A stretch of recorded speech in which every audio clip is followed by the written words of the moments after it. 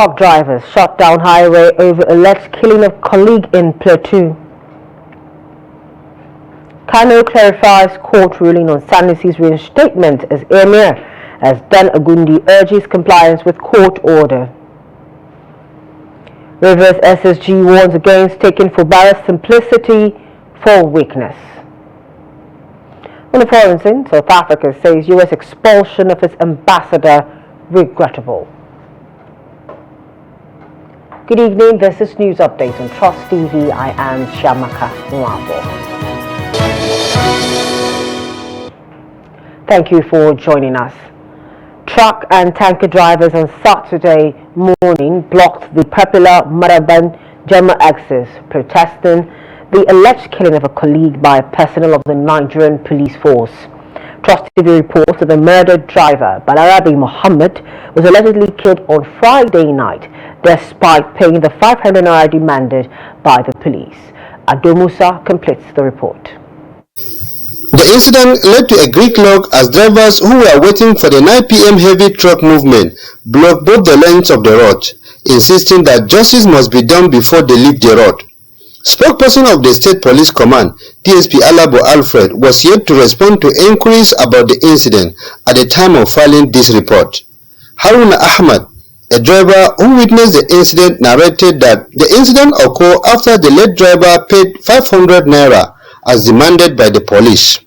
He added that despite paying the money, a police officer who came from afar took a bamboo and hit the driver on the head, killing him instantly.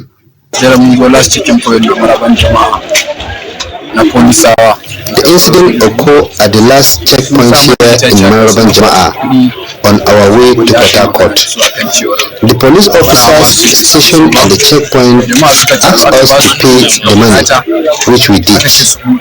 After collecting the money, one of the officers believed to be their leader told us to remove the barricades and continue our journey. As soon as the deceased was about to remove the barricade, the police officer stormed the area and hit him with a bamboo on the head after collecting what they had asked for. What offense did he commit to deserve this? What crime did he commit? Justice will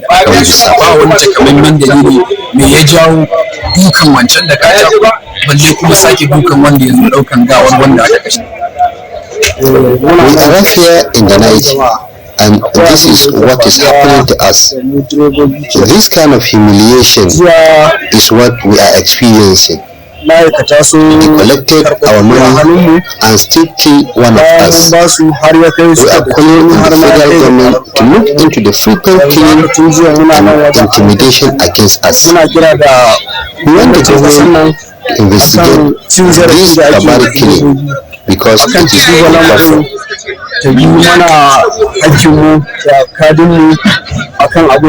Other drivers who spoke at the scene of the incident alleged that they are often extorted by security agents stationed around the area.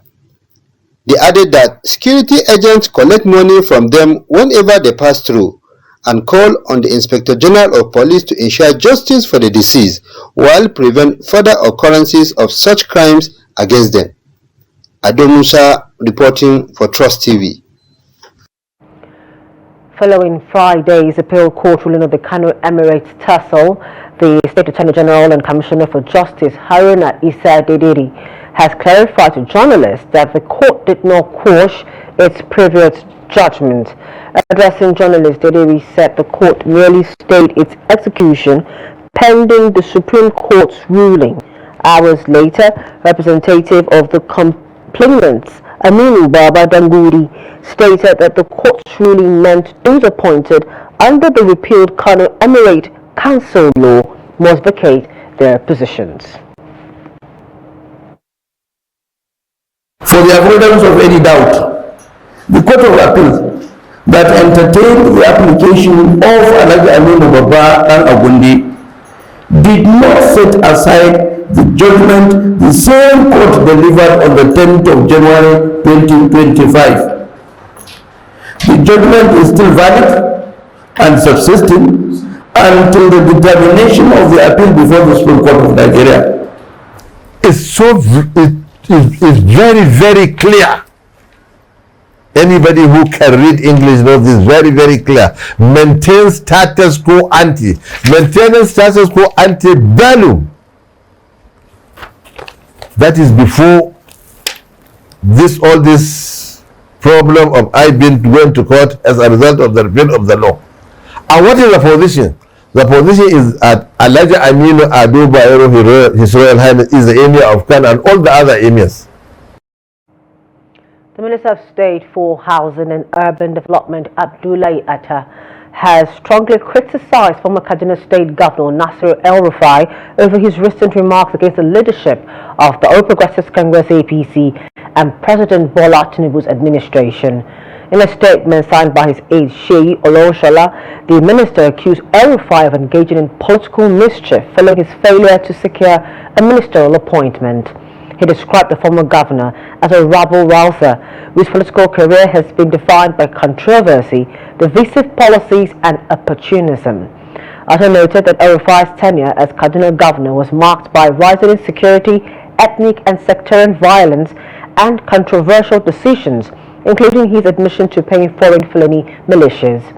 He argued that El-Rufai's recent defection to the Social Democratic Party, SDP, was a desperate attempt to remain politically relevant. The minister also dismissed El-Rufai's claim that President Tinubu was behind crisis in opposition parties, calling it an illogical assertion. Over in Rivers State, the Secretary to the Government, SSG, Tami Danogogo, has cautioned that Governor Similayo Fubara's calm and peaceful approach to governance should not be mistaken for weakness. He warned amid criticism from opponents of the governor, especially the Minister of the Federal Capital Territory, Nyesom Wike. Opponents had criticized Danogogo's role in Fubara's administration, particularly his decision to sign the letter inviting lawmakers for a meeting with the governor. Wike had described Danogogo's letter as useless. Speaking with journalists during the commissioning of Okreka Grammar School in Okreka, Danogogo argued that there was nothing wrong with the Secretary of State government writing a letter for an informal meeting. He clarified that such communication was within his official responsibilities and not an overreach of his position. Danogogo, a lawyer from the Kalabari region who also served as SSG during Wike's second tenure as governor, noted that he carried out similar duties under the former administration.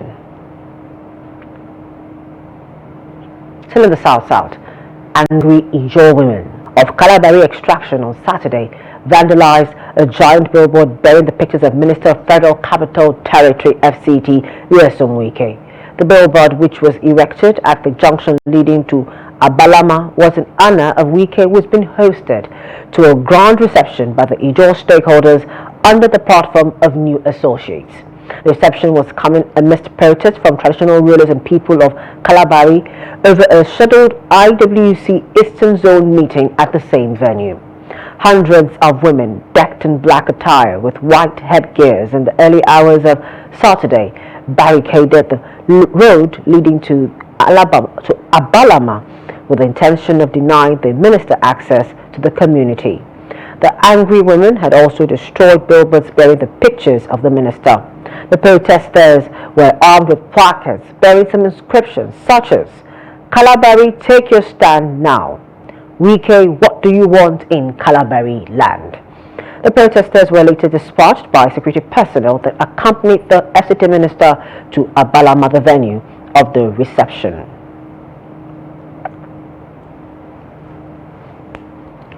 The police commanding Nasarawa state says it has killed a notorious kidnapper in Akwanga local government area of the state. The police public relations officer SP Ramhan Nansel in the state disclosed this in a statement to journalists on Saturday in Lafia. He said the feat was achieved through a joint patrol team of its personnel. The army and local vigilantes will neutralize the leader of a kidnapping and robbery gang operating in the area. According to the police spokesman, items recovered during the search operation included one Beretta pistol without a bridge number and 12 rounds of 9mm live ammunition. The PPRO added that one of his accomplices managed to escape with gunshot wounds while a manhunt is currently underway to apprehend the fleeing suspect.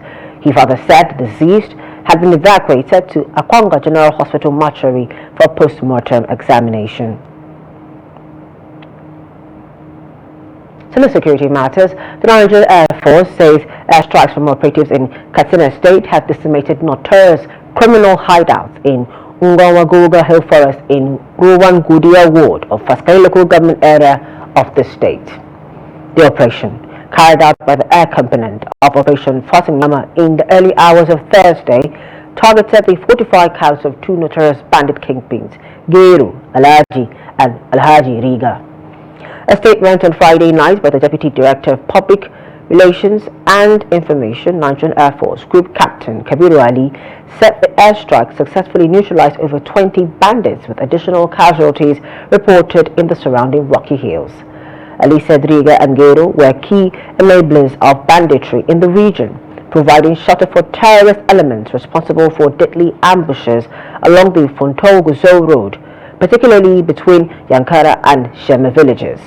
He added that the elimination is seen as a major breakthrough in the ongoing military campaign to restore peace in the northwest. As part of the renewed hope agenda of President Tinubu, particularly in the health sector, several initiatives have brought ease to many Nigerians, one of them being the approval of subsidy on kidney dialysis. The subsidy has been a reduction for each session from 50,000 to 12,000 naira across all government hospitals in 36 states of the Federation. In this report, Trust TV's Victoria Tokolo speaks to medical practitioners at the Lagos University Teaching Hospital, Luth, Idiaraba, on the President's initiative as well as its potential benefits for individuals who are suffering from kidney failure. Her report is presented from our studio. The cost of kidney dialysis is quite high, not just in Nigeria but globally, as patients often pay out of pocket to enable them access dialysis treatment. While some may start dialysis, after a few sections, they are unable to pay for further sections, and that ultimately results in loss of lives. However, medical professionals at the Lagos University Teaching Hospital, Luth, Idiaraba, says President Tinubu's intervention on kidney dialysis will significantly reduce the cost of dialysis and increase the proportion of patients with kidney failure who are unable to access dialysis and access it for a longer period of time. Quite a large number of Nigerians have kidney disease that require dialysis, and I know majorly two diseases actually are associated with the kidney disease, hypertension, diabetes, and quite many Nigerians are suffering from it. For those who are diagnosed, they need to do dialysis. Pending many of them, pending time that we need to do for those who can afford the transplant. And of course, they need to do it so often that quite a large number of them are not able to afford it. And quite a large number are from those socioeconomic background and also middle class. So this initiative is it's on the spot. And I believe that it is what is required at this particular point in time. Kidney disease, the more common form is what we refer to as chronic kidney disease. That's one that leads to kidney failure in the long term if untreated. The most common causes are complications of infections. We call them glomerulonephritis, hypertension, and diabetes. Okay, but increasingly as people are getting older, we are seeing people who are developing kidney disease as a result of prostate problems. We are also seeing a lot of people with HIV infection who are coming up with.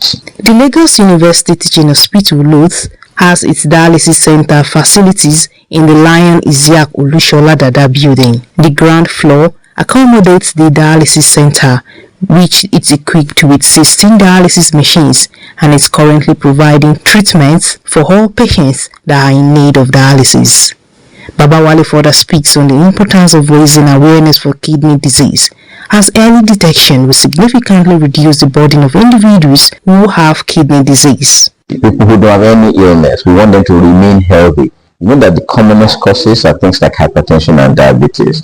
We know that by adopting healthy lifestyle, exercise, weight reduction, eating a lot of fruits and vegetables, avoiding refined sugar, you can reduce the chances that you develop hypertension and diabetes. Once you reduce that risk, you reduce the risk of having kidney disease from those conditions.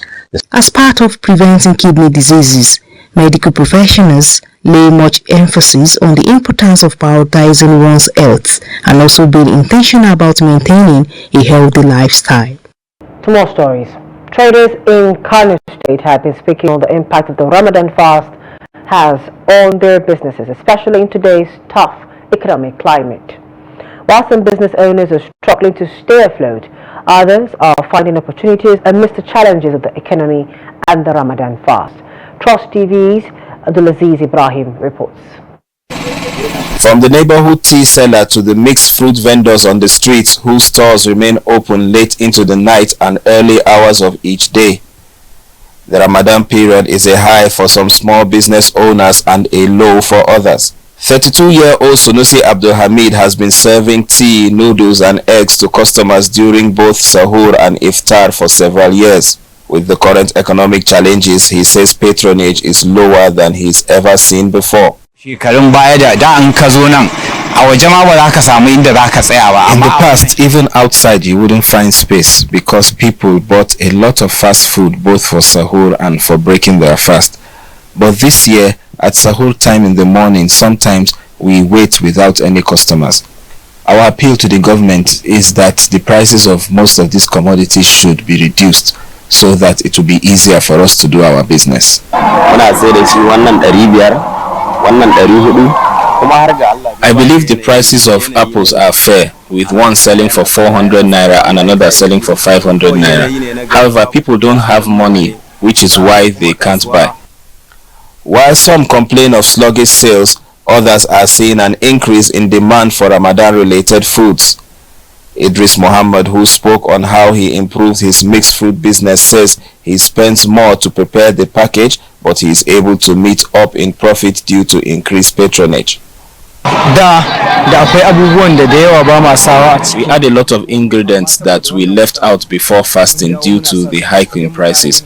So our profit on each sale is not much, but people seem to love it and we sell a lot at Iftar time. While some are able to make adjustments, many small business owners are struggling with reduced patronage due to the rising cost of living.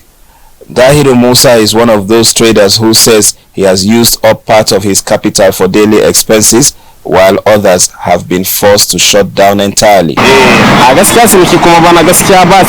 Sincerely, this year there has been low patronage and we don't have as much capital as we did last year. In the past, during fasting, I could sell up to 2 to 3 bags in a day. But now, even the little I'm able to display doesn't attract many buyers. Whatever the government can do for us, in all fairness, they should, as we need capital. As plantain sellers, we had to reduce the prices as much as possible because people buy a lot during this period. But there isn't much money in circulation. We don't make as much profit as we should. As the holy month progresses, businesses will continue to navigate these challenges. Small business owners say they need long-term solutions, including access to financial support and policies that ease the cost of doing business. Abdulaziz Ibrahim, Trust TV News, Kano. President Bola Tinubu has reiterated that he is neither a religious bigot nor driven by religious bias, emphasizing his commitment to national unity and security. During a meeting with the Catholic Bishops' Conference of Nigeria (CBCN) at the State House, Tinubu noted that insecurity and poverty affect all Nigerians regardless of religion. Here's more in this report. The president stressed the importance of collaborative efforts to address these issues and pledged to maintain an opened-up policy for dialogue with all religious groups. Poverty has no religious basis. It has no religious connotation, no identity. It affects all. And we must fight it together. I've been a good example as the governor of Lagos State. I've returned all the religious mission schools.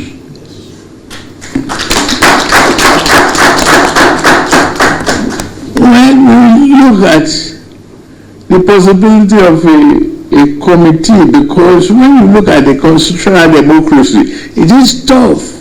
On security, the president noted that his government was making progress in tackling insecurity, which according to him affects Christians and Muslims alike. This insecurity, everyone is affected, Christian, Muslim alike. And Afro-religious behind. I won't be by God. My wife is a pastor of Redeemed Christian Church. Faith. Leader of the delegation, Lucius Ugaji, congratulated Tinubu on his election and acknowledged the challenges posed by his economic policy. He called for more efforts to restore public confidence, improve security, and ensure religious harmony. Your government's policy mantra is anchored on the principles of renewed hope. In this regard, we are pleased to inform you that the Holy Father, Pope Francis, has declared this year as the Year of Hope, the Jubilee Year of Hope, a theme we adopted for our conference. We came with the final fruits of our deliberations and we share them with you.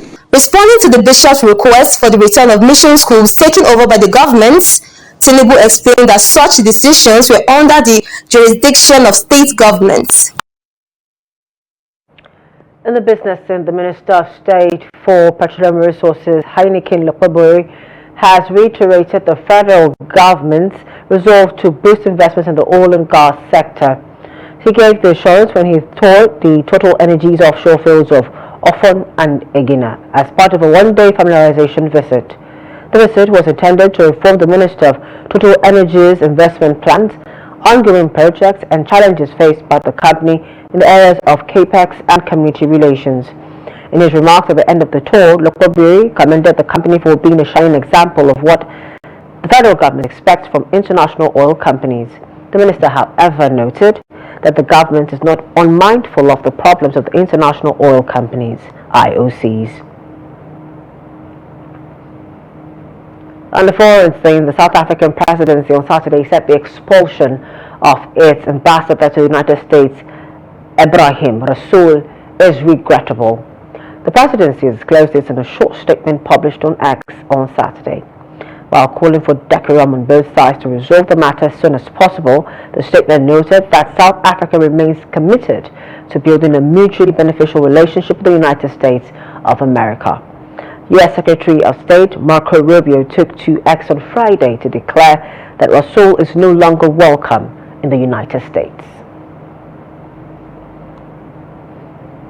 And finally, in the sports scene, Super Eagles head coach Eric Chelle will lead the team's backroom staff to Kigali on Sunday for the crucial 2026 FIFA World Cup qualifier against the Amavubi of Rwanda.